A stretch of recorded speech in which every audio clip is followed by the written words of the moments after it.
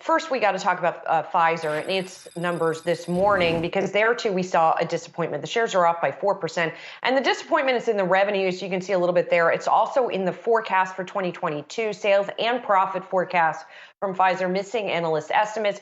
And what's interesting here is it's the vaccine for COVID-19 and Pfizer's treatment that seem to be the core of that disappointment, which is definitely a surprise here, because Pfizer has been obviously selling so much of it.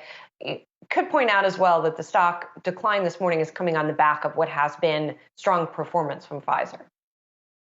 I know we always tend to, the market always looks, as they say, forward, Julian. It's always concerned with growth rates. I understand there might be some disappointment here, but take a step back. Here you have Pfizer outlining this year potentially $102 billion in total sales. Last year, they had $81.3 billion.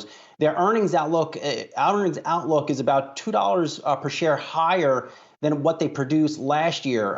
So again, this company continues to drive major sales, major earnings. It's not just because of the COVID-19 vaccine. They're in leadership positions in many other markets here.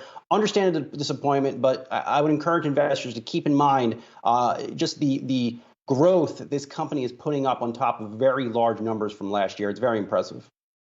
True, but that $102 billion, as large as it is, analysts apparently were looking for $4 billion more. So there you go. They're all That's so part greedy. of what. So greedy. It's an greedy. It's an expectations game, as always. Just wanted to quickly mention as well, Novavax. We're watching those shares as well, because there's some talk that company is not shipping out as much vaccine as it had thought. As it starts to get some approvals here, those shares, by the way, are down by almost 9% this morning.